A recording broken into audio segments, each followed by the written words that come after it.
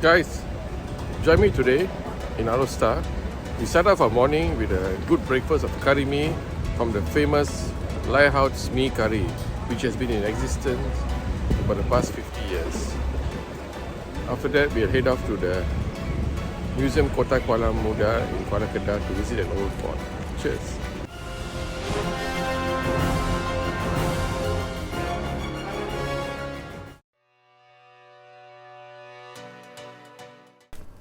Now the famous Lai Huat Curry Mee is located right in the heart of Alor Setar. This is the main Teluk Wanjat roundabout in Alor Setar, and Lai Huat Curry Mee is located at the end of a row of shops, and it's a very popular curry mee restaurant. Cheers!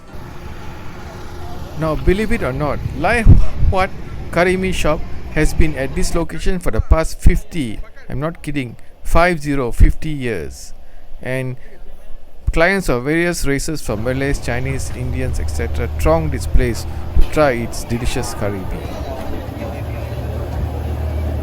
You punya mee famous ah?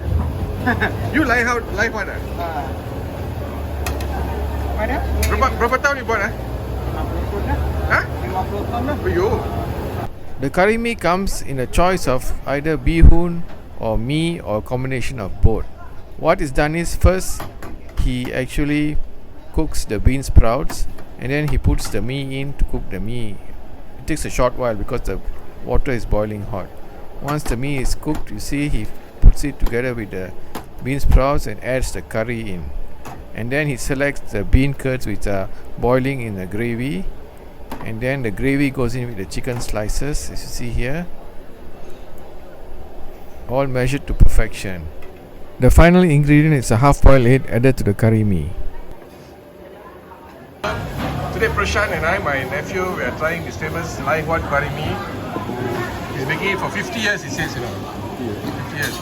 So we got a mee with the chicken, with the, what is this? Tauhu and tauge, and an egg in the baked in some curry. You put a bit of the chili paste.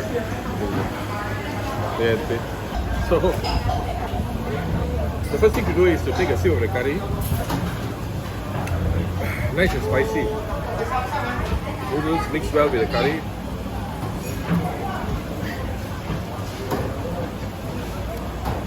Really wakes you up on an early morning. Cheers. Okay, thank you. So the drinks are 4 ringgit and 10 cents for both, and the split of curry mee is 7 ringgit each. And Prashant, how is it? How do you find the curry? Spicy lah, bro. But you like it? Good for your sinus problem, right? Sinus? Would you recommend this place? Yeah. So that was a good bowl of curry mee. Nice way to wake you up in the morning. Now let's head off to the Museum Kota Kuala in Kuala Kedah. Cheers!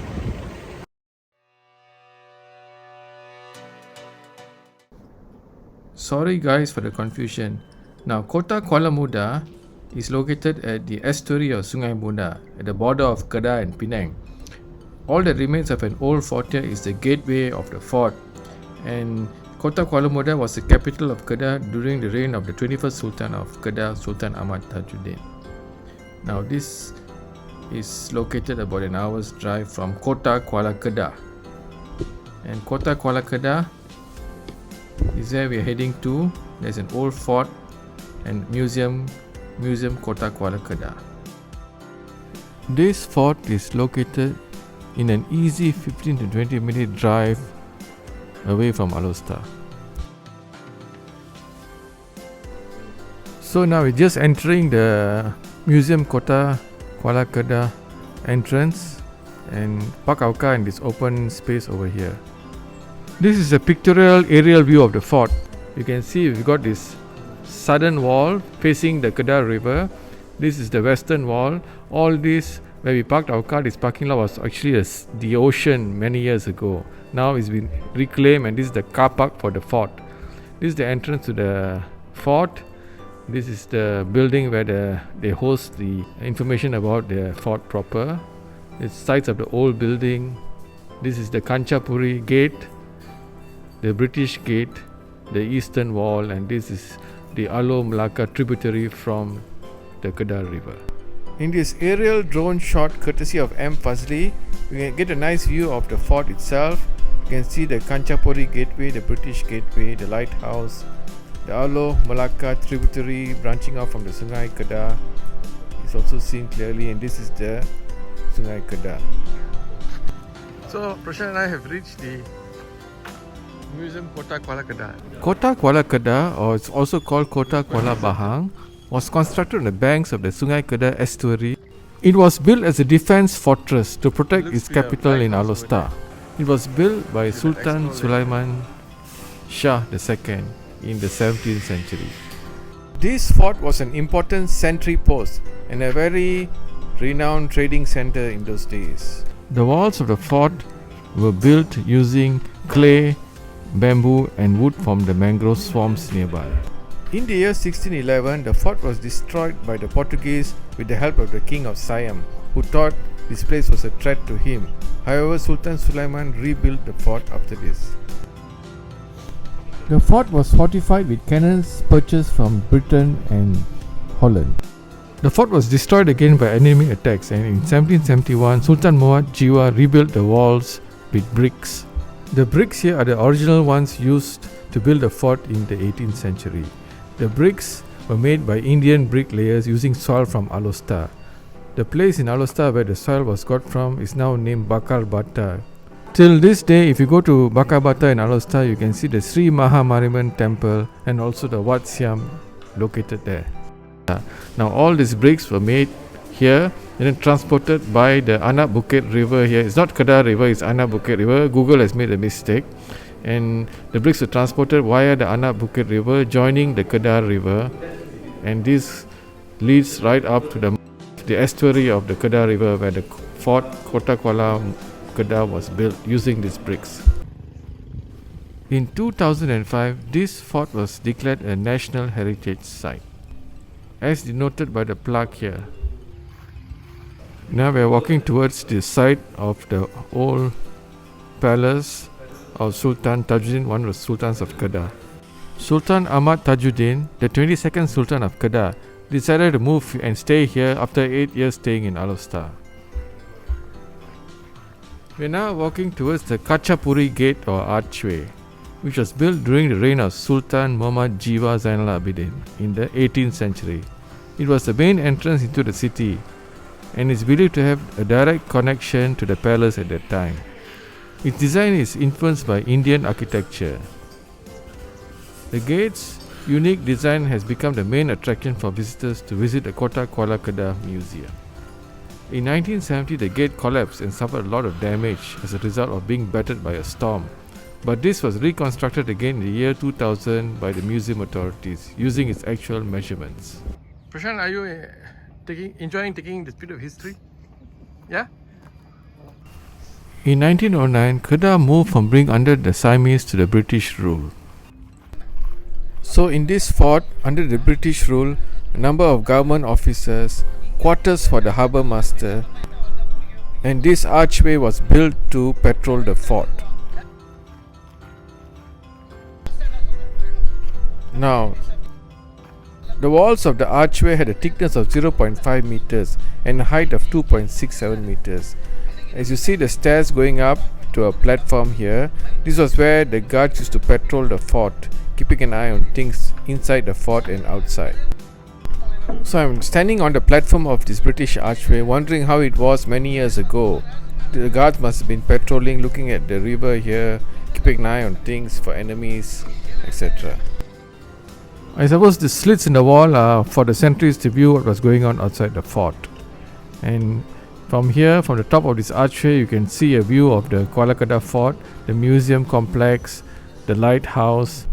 I'm sure in those days there would have been more buildings located inside the fort.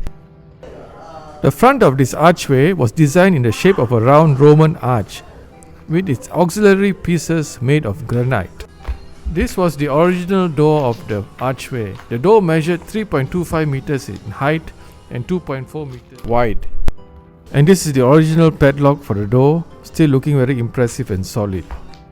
If you look at this lighthouse, it was built in 1891 and was financed by King Chulalongkorn of Thailand. History is an interesting subject. Imagine 100 years before this, the Siamese were trying to destroy the fort. And in 100 years later, King Chulalongkorn was helping Kedahans to build a lighthouse at this same site. This lighthouse is still functioning up till today and is managed by the Marine Department of Malaysia.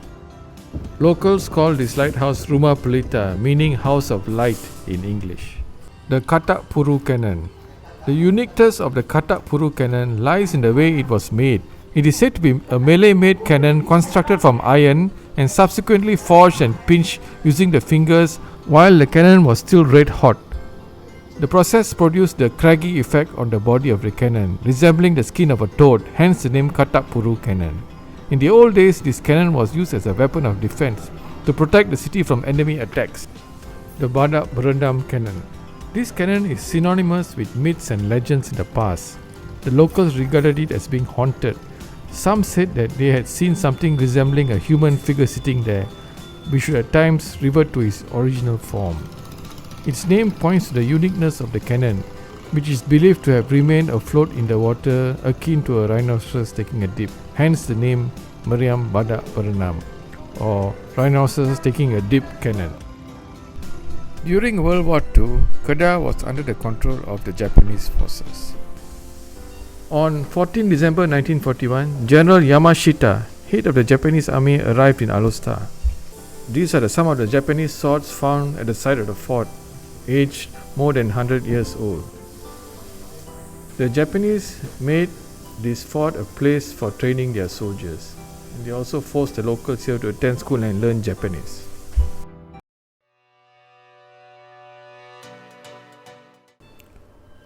Now, Roti Benggali is a very famous bread, and you want to buy it in Alor Setar. It is brought all the way from Penang, Transfer Road in Penang. And you can find it in the north part of Alor Setar, near the Alor Setar Old Hospital. There's Jalan Sultana and there's Leboraya Sultana Bai here. Look for the Bank Islam building, and the Roti Bengali stall is just opposite the bank. So you can see the stall selling Roti Bengali is just in front of the Bank Islam building on the row of shops at Leboraya Sultana Bai here. So nak buy roti original Penang Roti Bengali. Kenapa Bengali ya? Kenapa Bengali? Bengali yang original Penang punya resipi. Mama punya. Mama. Ini taruh apa? Oh. Ini kaya planta. Usually, kaya and planta margarine is added to the bread. Kaya dengan planta itu je? Iya, ada peanut, ada coklat. Oh. Tapi selalunya yang The other options available are peanut butter and chocolate, but kaya and margarine are still the most popular. Berapa lama boleh simpan? Berapa lama? dia lama. Tapi kalau nak best lagi simpan nanti ais. Nanti nak makan boleh tutus dia balik. Terus balik ya? Okay. Sebab roti Bengali dia tak pakai ubat. Tak payah ubah, no preservative. Lalu Ini RM4. itu RM4. Kalau nak tahu original Penang punya resepi macam ni lah dia main. Oh. Dia main bentuk, dia main siap satu patang. Berapa ni? 16. 16. So Jack, you're trying the Roti Bengali. How you like to eat it? Oh. Butter with toast. How is it? Why you say it's good? Because it's fluffy Fluffy, eh? and it's I don't know, it's just really crunchy and crispy. That's why. Fluffy, crunchy and crispy.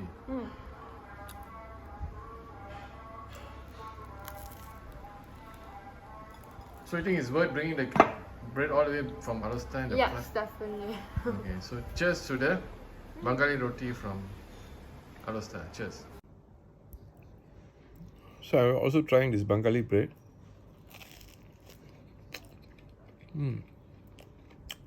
It's actually very fluffy.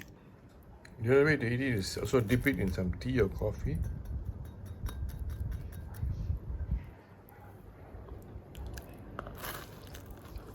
Good. Guys, I hope you enjoyed the trip for curry mee, visiting an old museum, and then having some Bengali roti. Cheers.